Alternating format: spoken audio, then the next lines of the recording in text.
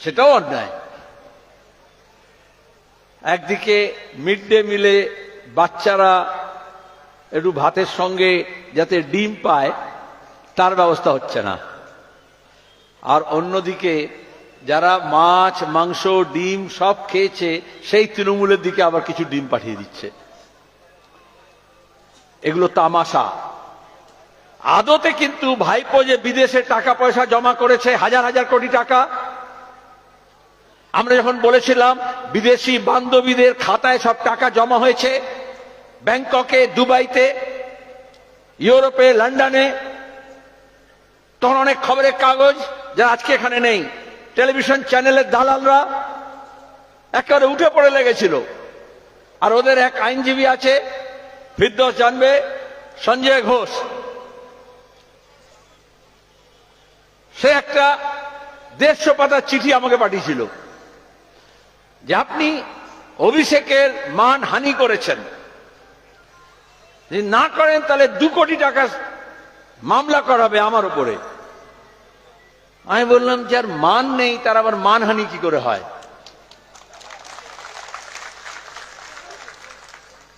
আর ওই কাগজটাও এমন ছিল যেটা দিয়ে বাচ্চার গু মুছে ফেলা হবে সেটাও নয়, তার চেয়েও খারাপ কাগজ ছিল।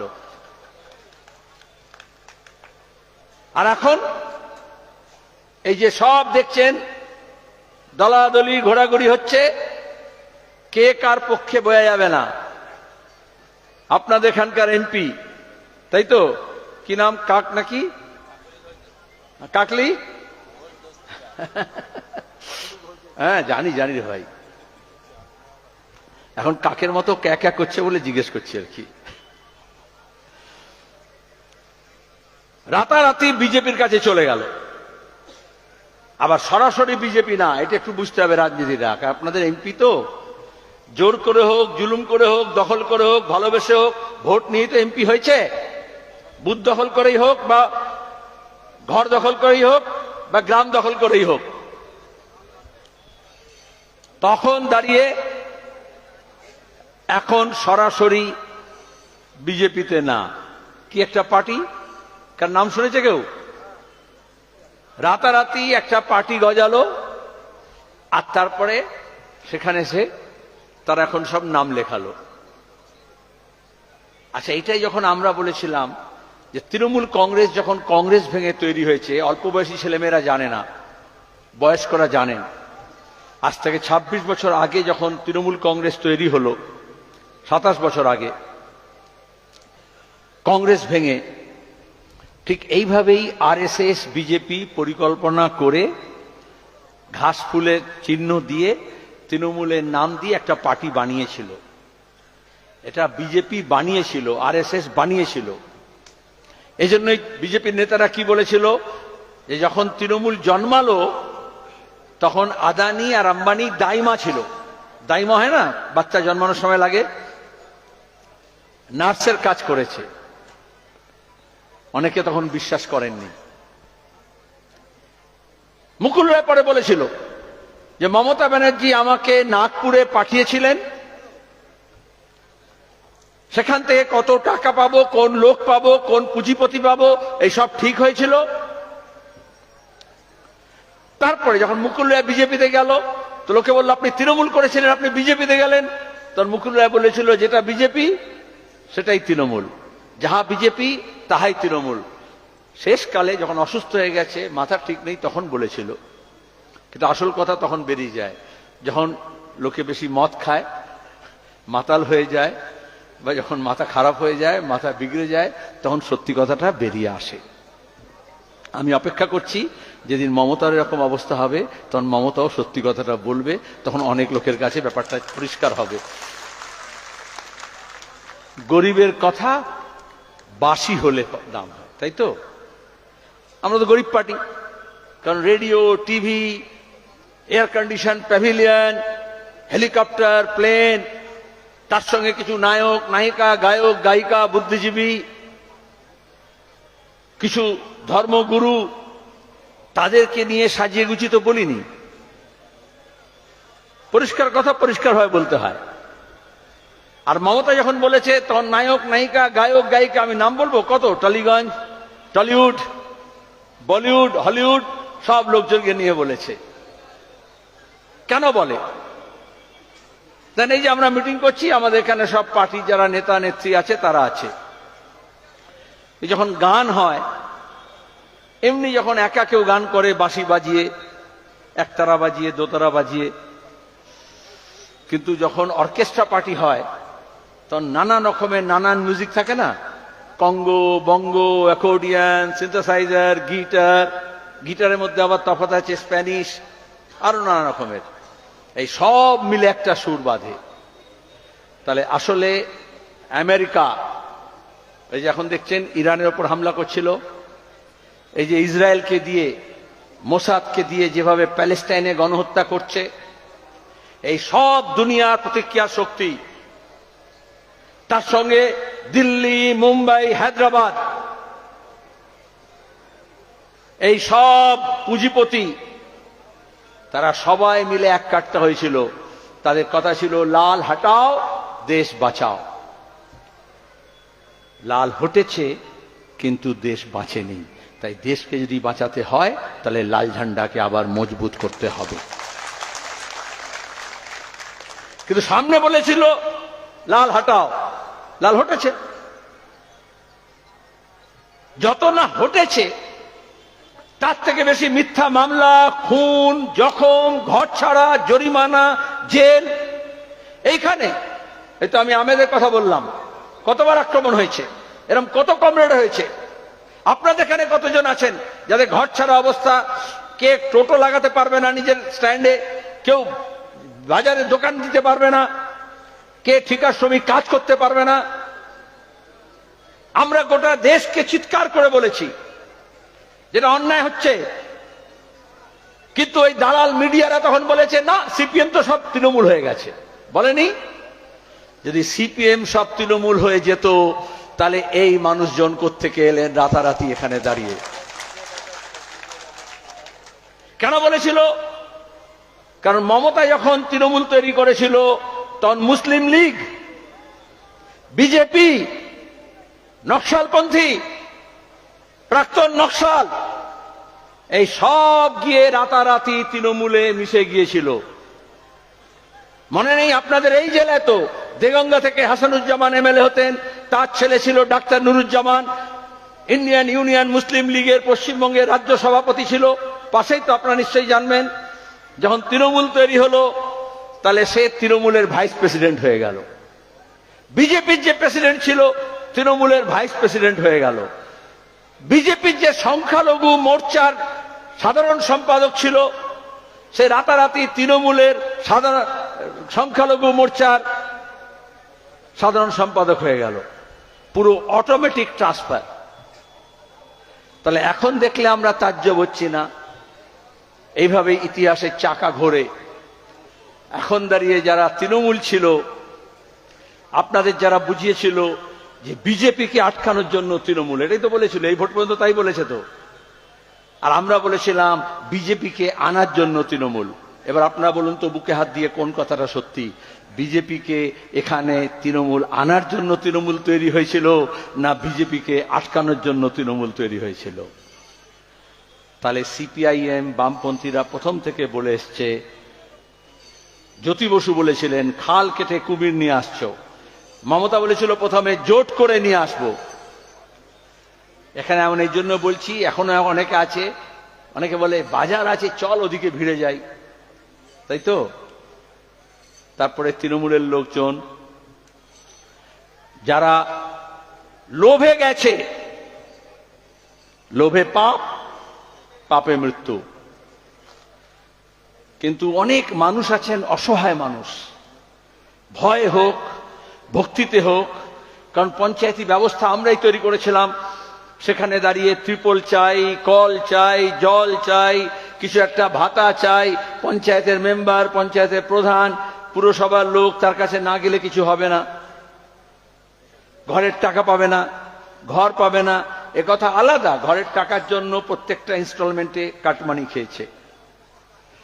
খেয়েছো তো? ঠিক বলুন আপনি।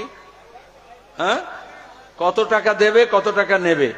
100 দিনের কাজের প্রশ্নেও তাই, আচ্ছা, গ্রামে একটা রাস্তা হবে তাই, কালভার্ট হবে তাই, স্কুলের মিড ডে মিলের চাল চুরি করেছে, আইসিডিএস এর খাবার চুরি করেছে। যারা শিশুদের খাবার চুরি করে তার থেকে অধম কেউ হতে পারে? এই তো হয়, যেদিন চুরি করেছিল এখন সেদিন ফিরে আসছে। জैसा करना वैसे হাগনা, তাই তো? যেমন খেয়েছে তেমনই তো হাঁকবে। তো পরিষ্কার হয়ে যাচ্ছে এখন। তাহলে আমাদের এখন দাঁড়িয়ে কাজ কি, সেটা বড় কথা। এই যে দেখবেন খবরের কাগজ, টেলিভিশন চ্যানেল এত সব আছে, বড় বড় নাম করা, তাদের কেউ এই খবর দেবে না, এই যে আপনাদের খবর। কেন দেবে না? কারণ ওরা তো 25 বছর ধরে টাকা পয়সা খেয়েছে এটা বলার জন্য যে সিপিএমটা নেই। হিন্দু এলাকায় গিয়ে বলা হয়েছে সিপিএম নেই, তাহলে তৃণমূলের যদি বিরোধী হও তাহলে তারা কি করবে? বলে চলো বিজেপি হতে হবে। মুসলমান এলাকায় গিয়ে বলেছে সিপিএম নেই, তাহলে বিজেপি যদি আটকানো হয় তাহলে কি করবে? তাহলে চলো তৃণমূল করি। তাহলে শখে যতজন তৃণমূল করেছে বা বিজেপি করেছে বা রাজনীতি বোঝার জন্য করেছে, তার চেয়ে বেশি এটা বলেছে দুজনে মিলেই যে সিপিএমটা নেই, লাল ঝান্ডাটা নেই। আর এদিকে খবরের কাগজে মমতা বলে দিল দূরবীন দিয়েও দেখা যাচ্ছে না। সুতরাং খবরের কাগজগুলো কি করে দেখবে? তারা কোনো খবর দেবে না। এইটা হচ্ছে মানুষের হৃদয় থেকে, মানুষের চোখের সামনে থেকে, রাজনীতির পাতা থেকে সিপিআইএমকে মুছে ফেলতে চেয়েছিল।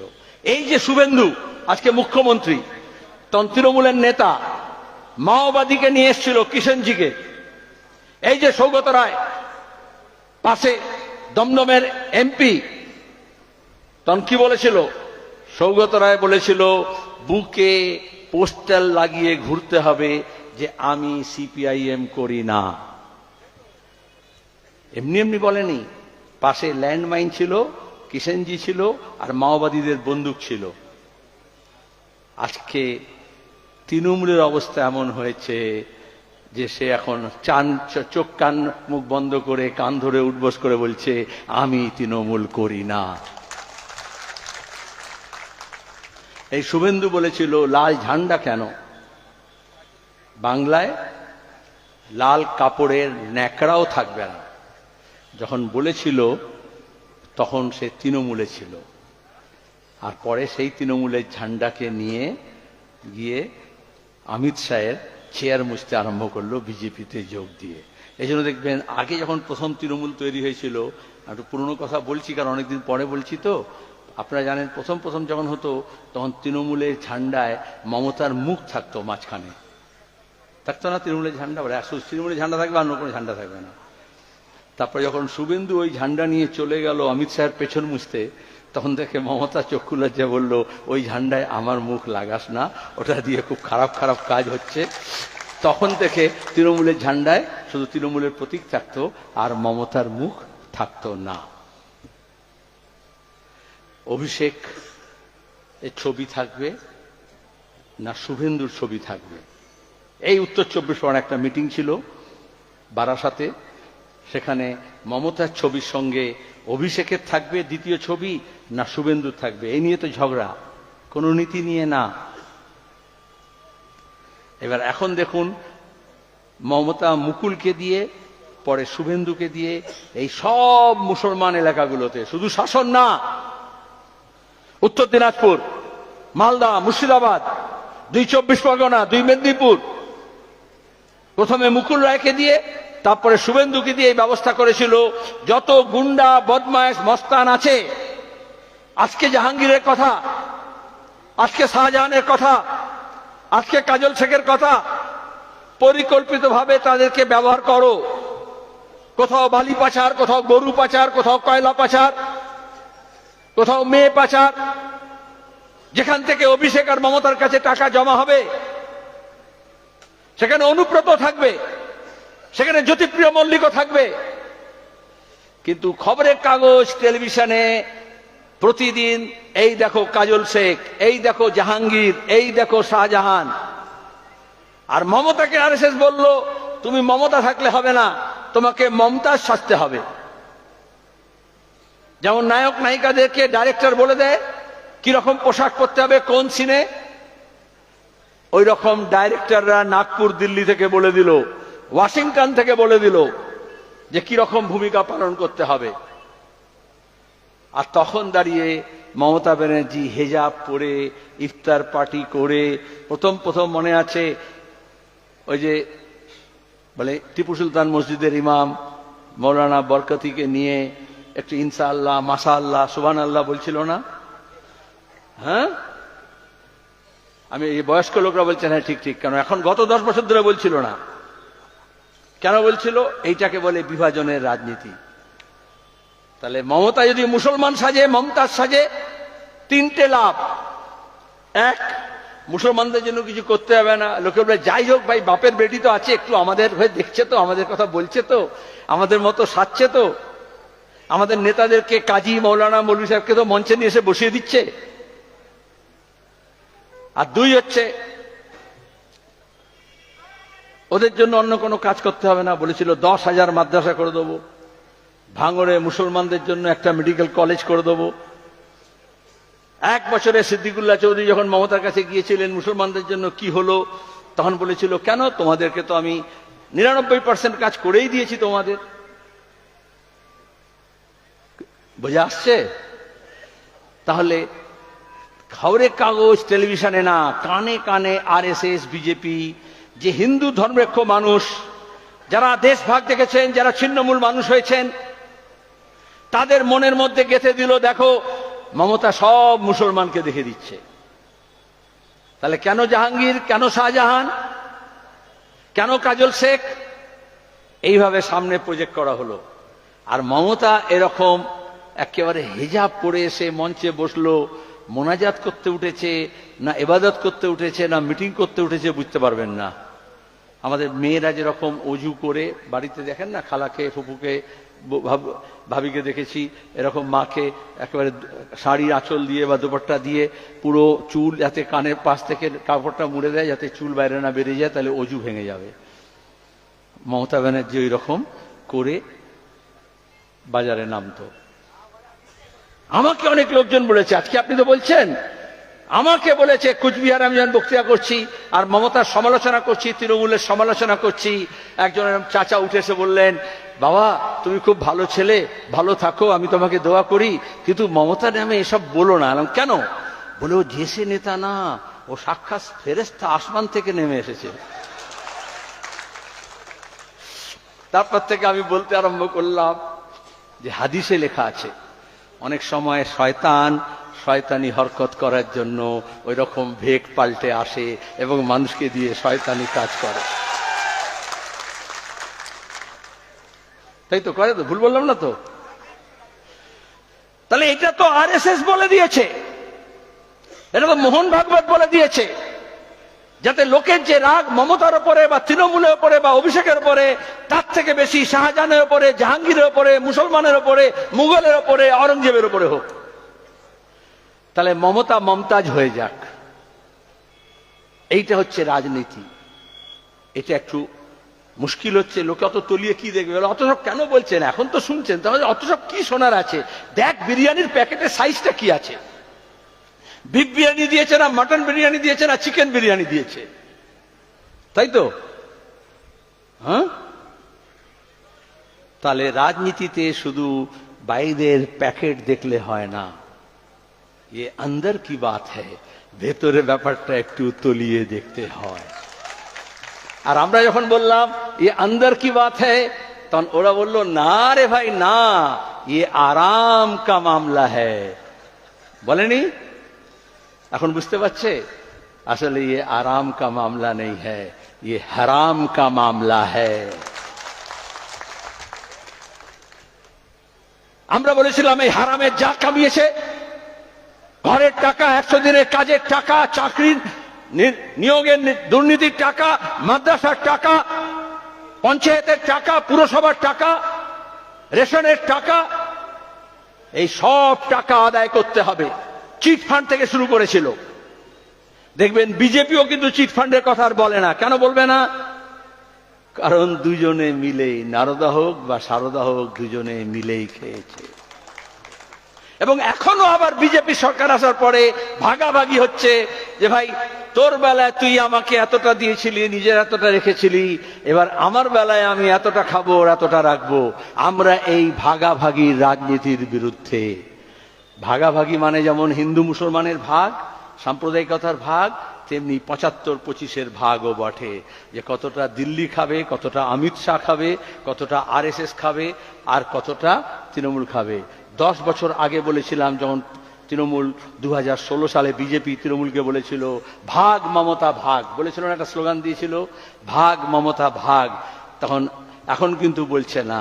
তখন আমরা বলেছিলাম আসলে এই ভাগ মানে হচ্ছে পালানো না, হিস্সা।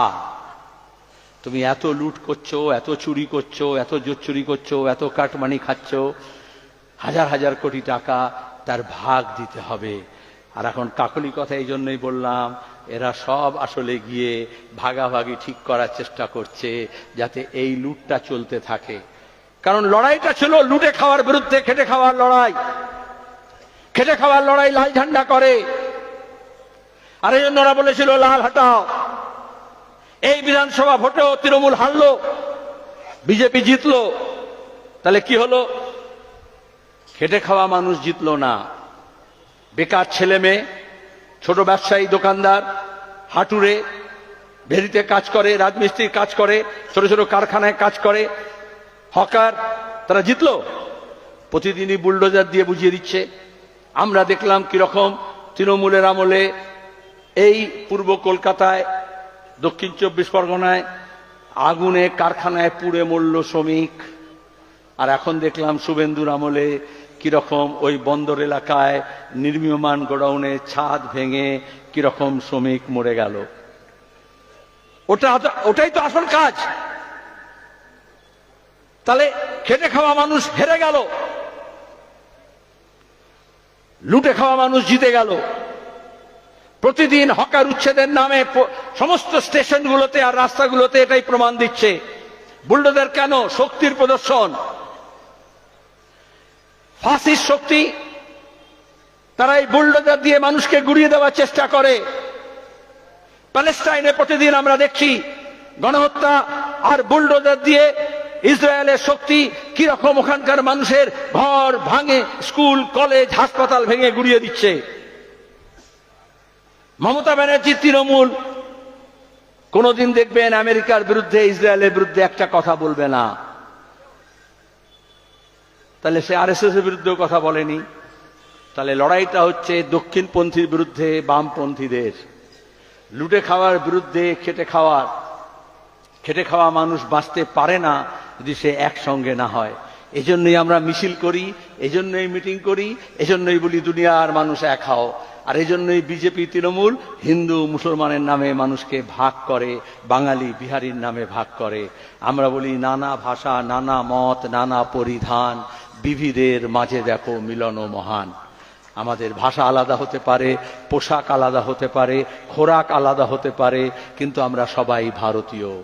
কিন্তু ওরা বলে না, এক দেশ, এক জাতি, এক ধর্ম, এক ভাষা, এক দল, এক নেতা। এটাই স্বৈরতন্ত্র, এটাই ফাঁসিবাদ। তাহলে আজকে দাঁড়িয়ে আমাদের অনেক একটা সংকটের মধ্যে আমরা পড়েছি। দেখবেন ঈদের নামাজ হবে কি হবে না, মহররমের মিছিল হবে কি হবে না, কুরবানি হবে কি হবে না, এটা একদিকে। অন্যদিকে SIR এর নামে বলল ভোটার লিস্ট থেকে নাম বাদ দাও। আদিবাসী, তপশিলি, মহিলা, মুসলমান, উদ্বাস্তু, মতুয়া কেউ বাদ যায়নি, ম্যাপিং হয়ে গেল। তারপরে নাম দেখে, ঠিকানা দেখে, জেলা দেখে, পাড়া দেখে তাদেরকে বললো লজিক্যাল ডেসক্রিপেন্সি, ফিরদৌস আছে বাকিটা বলবে। তারপর তাদেরকে বললো সব অ্যাডজুডিকেশন। সুপ্রিম কোর্ট বলল যে ঠিক আছে ভোট দিতে পারেনি এবারে, কিন্তু পরের বারে ভোট দিতে পারবে। অথচ এখন দাঁড়িয়ে বলছে রেশন কার্ড পাবে, স্কুলে কেন পড়বে, সম্পত্তি কেন থাকবে। আরে ইলেকশন কমিশন ঠিক করে কে ভোট দেবে কে ভোট দেবে না। ইলেকশন কমিশনের বাপের তাকত নয় যে কে নাগরিক আর কে নাগরিক সেটা ঠিক করবে। এজন্য আমরা সুপ্রিম কোর্টে গিয়েছি, হাইকোর্টে গিয়েছি, প্রতিদিন লড়াই লড়ছি। এই লড়াইটা পার্লামেন্টে লড়ার কথা, এই লড়াইটা অ্যাসেম্বলিতে লড়ার কথা। কিন্তু বিজেপি আর তৃণমূল যখন এক, তখন এই বিতর্ক অ্যাসেম্বলিতে হয় না, পার্লামেন্টে হয় না। আর এই জন্যই ওরা বলেছিল পঞ্চায়েতে, পুরসভায় অ্যাসেম্বলিতে, পার্লামেন্টে লাল ঝান্ডা যাতে শূন্য থাকে, এটাই তো কসরত ছিল, যাতে এই কথা ওখানে, যেমন খবরের কাগজে কোনো কথা শোনা যাবে না, মিডিয়াতে শোনা যাবে না, সেরকম পার্লামেন্টে, অ্যাসেম্বলিতেও শোনা যাবে না। এই এত করার পরেও দেখেছেন মুর্শিদাবাদের ডোমকল থেকে মুস্তাফিজুর রহমান রানাকে কিন্তু সিপিআইএম এর কাস্তে হাতুড়ি তারা চিহ্নে লোকে জিতিয়েছে। আর এজন্যই যখন মুর্শিদাবাদের লোকসভা ভোটে লড়লাম আমি নিজে, অধীর চৌধুরী লড়লেন বহরমপুরে, আজকে হুমায়ুন কবির কি বলল, যে মমতা বলেছে হেলিকপ্টার থেকে নামতে না নামতেই যে দেখো আমার কাছে খবর আছে অধীর সেলিম জিতে যাবে, যা হোক করে আটকাতে হবে। তাহলে কিভাবে আটকানো যায়? কংগ্রেসকে এবং সিপিআইএম কে তাহলে একটু হিন্দু মুসলমান করো, তাহলে এরম লোক পাওয়া যায় যাকে দিয়ে একটু উত্তেজনা ছড়ানো যায়। একদিকে কার্তিক মহারাজ একটু হিন্দু হিন্দু করবে, একদিকে হুমায়ুন কবির একটু মুসলমান মুসলমান করবে, তারপরে বলল গঙ্গা জলে ভাসিয়ে দেব, লাশ ফেলে দেবো, মোদি ওটাকে তুললো, গোটা দেশে বলল দেখো হিন্দুস্তান মে হিন্দুओं का कोई सुरक्षा नहीं है। কাউকে কাটলো না, কাউকে ফেললো না, কাটতে পারে না, ফেলতে পারে না। কিন্তু এই যে উত্তেজনাকর বক্তৃতা, এই যে প্রতিদিন দিলীপ ঘোষ করছে, প্রতিদিন শুভেন্দু করছে, ওদের আবার দেখবেন মজা আছে। দিলীপ ঘোষ শুভেন্দু একটু কড়া করে বলল, শ্রমিক একটু নরম করে বলল, লোকে বলল এটা ভালো ওটা খারাপ। আলে তৃণমূল তো তৃণমূল, সেটা ভালো তৃণমূলও নয় খারাপ তৃণমূলও নয়, বিজেপি তো বিজেপি, আরএসএস তো আরএসএস, সেখানে ভালোও নেই আর খারাপও নেই। গুয়ের এ পিঠ আর ও পিঠ, একটা পিঠ দেখা যায় একটা পিঠ দেখা যায় না, এইটুকু তফাৎ আছে। এখানে আমাদের এই ঐক্যটাকে ধরতে হবে এবং বজায় রাখতে হবে। প্রতিদিন উস্কানি চলবে, মানুষকে ভাগ করে এমন শক্তির বিরুদ্ধে লড়তে হবে, মানুষকে যুক্ত করে সেই সব মানুষকে এক কাট্টা করতে হবে। পরিষ্কার কথা, বিভাজনের বিরুদ্ধে আমরা শুধু সিপিআইএম না, শুধু লাল ঝান্ডা না, যারা যারা মানুষের ঐক্য, মানুষের অধিকার, ভোটাধিকার, মানবাধিকার রক্ষা করতে চায় তাদের সবাইকে আমাদের জড়ো করতে হবে। কারণ পেট্রোল, ডিজেল, রান্না গ্যাসের দাম বাড়ছে। প্রথমে বলল হরমুজ প্রণালীতে ইরানে যুদ্ধ হচ্ছে বলে, আরে আমরা তো এই জন্য যুদ্ধের বিরুদ্ধে, এই জন্য বামপন্থীরা বলে যুদ্ধ নয় শান্তি চাই, কিন্তু বিজেপি তৃণমূলকে কোনোদিন যুদ্ধের বিরুদ্ধে কথা বলতে দেখবেন না। যুদ্ধ খারাপ, খারাপ, তোমার যুদ্ধ খারাপ, আমার যুদ্ধ ভালো, এটা হতে পারে না। নীতিগত, এটাই জন্য রাজনীতিতে নীতি লাগে। তুমি যুদ্ধের পক্ষে না শান্তির পক্ষে, তুমি সাম্রাজ্যবাদের বিরুদ্ধে না সাম্রাজ্যের পক্ষে। সেখানে বিজেপি আর তৃণমূল এক জায়গায় দাঁড়িয়েছিল। কোন দিন ইসরায়েলের বিরুদ্ধে একটা কথা কোন তৃণমূলের নেতা বলতে পারবে না। এই যে নীল সাদা দেখছেন না, এখন কি করবে এরা, বেচারা নীল সাদাই নিয়ে এসছে। সব ডেকোরেটর নীল চেয়ার করেছিল, সব সরকারের সব নীল সাদা হতো। মমতা ব্যানার্জির এই যে নীল সাদা রং করেছিল না সব, এখন বিজেপি যেমন এসে বলছে গেরুয়া করবে। এই নীল সাদাটা হচ্ছে, এখন ওয়ার্ল্ড কাপে ইসরায়েল খেলছে না, নাহলে আপনারা খেললে তো সব ব্রাজিলের ঝান্ডা, ইসরায়েল এসব ঝান্ডা দেখতো। তাহলে ইসরায়েলের রং হচ্ছে এই নীল আর সাদা, আমাদের তো হচ্ছে দেশের হচ্ছে গেরুয়া, তাই তো, সবুজ সাদা তিরঙ্গা। তৃণমূল তো কংগ্রেস থেকে ভেঙে তৃণমূল তৈরি করলো, নিজের ঝান্ডা তো তিরঙ্গা করলো, কিন্তু যেই সরকারে এলো তখন সরকারের রং হয়ে গেল নীল সাদা। করতে গেল, বোঝা যাচ্ছে, ইয়ে ভি অন্দর কি বাত হ্যায়। তাহলে গোটা বিশ্বটাকে যারা মুঠোয় নিতে চায় তাদের বিরুদ্ধে আমাদের লড়াই, সেই লড়াইটা গোটা বিশ্ব জুড়ে হচ্ছে। ঘাবড়ে গেলে হবে না। এক একটা সময় আসে, এক একটা সময় আসে, এখন দাঁড়িয়ে একটা কঠিন সময়ের মধ্যে আমরা পড়েছি। কিন্তু যত কঠিন সময় হবে তখন আরো কাছাকাছি, আরো পাশাপাশি, আরো আঁটোসাঁটো হয়ে বসতে হবে। শুধু দেখতে হবে যারা সাম্প্রদায়িক, যারা দাঙ্গা লাগায়, যারা তপশিলি জাতি আদিবাসীকে ঘৃণা করে, যারা দাঁড়িয়ে গুন্ডামি করেছে, মস্তানি করেছে, আমাদের মাথা ফাটিয়েছে, যারা টাকা চুরি করেছে, তাদের বাদ দিয়ে বাকি সব মানুষের কাছে আমাদের যেতে হবে সবাইকে। कल का भूला हुआ आज अगर वापस आता है उसको भूला हुआ नहीं बोला जाता। যখন কোন আপনার হাত থেকে একটা সিকি আদুলিও পড়ে যায়, তারপর খোঁজেন তো কেন খোঁজেন, খোঁজেন তো কেন খোঁজেন। তাতে বলতো, মমতা বলল যা গেছে তা গেছে চিটফান্ডের সময়, আমরা বললাম না, টাকা উদ্ধার করতে হবে। তাহলে এই যে স্কুল শিক্ষকের নিয়োগের দুর্নীতি হয়েছে, শুভেন্দু বললো একই কথা, যেটা হয়ে গেছে দুর্নীতি হয়ে গেছে, ওটা ভুলে যাও। কিন্তু আমরা বলি না, যারা দুর্নীতি করেছে তাদেরকে শাস্তি দিতে হবে, টাকা উদ্ধার করতে হবে। তাহলে তেমনি আমাদের যারা পুরনো সমর্থক, যারা এদিক ওদিক হয়ে গিয়েছিল, সিপিআইএম বলবে না, যারা গেছে তারা গেছে, আমরা তাদেরকে ফিরিয়ে আনতে হবে, তাদেরকেও সাথে নিতে হবে। ফেনাইয়া ওঠে বঞ্চিত বুকে পুঞ্জিত অভিমান, ইহাদেরও পথে নিতে হবে সাথে, দিতে হবে অধিকার। তাদের সবাইকে আমাদের জড়ো করতে হবে। আর পুলিশকে বলবো, পুলিশ তো দলদাস, আগে তৃণমূল যা বলেছে তাই করেছে, এখন বিজেপি তা বলবে তাই করবে। আমরা বলবো সংবিধান যা বলেছে, নিয়ম যা বলেছে সেই অনুযায়ী করো, আইন মেনে চলো, দালালি করা যাবে না, কারুর দালালি করা যাবে না, নিয়ম মেনে চালাতে হবে। আর সেখানে দাঁড়িয়ে সরকারে যারা গেছে তারা মনে করে মন্ত্রী হয়েছে মানে মালিক হয়ে গেছে। কেউ মালিক হয়ে যায়নি। একটা পুরনো উর্দু শায়রি ছিল, कल जो साहिब मसनद थे, मसनद माने बोझें मसनद माने सिंहासन, कल जो साहिब मसनद दे, काल के जे सिंहासने आसीन छिलो, कल जो साहिब मसनद थे आज वो नहीं है, आज जो साहिब मसनद हैं कल वो नहीं रहेंगे। क्यों? कारण हम सब किराएदार हैं, मालिक के मकान थोड़े ही हैं। तार माने होच्छे किराएदार माने बुझते पारछेन आमरा सबाई भाड़ाटे, केउ मालिक ना।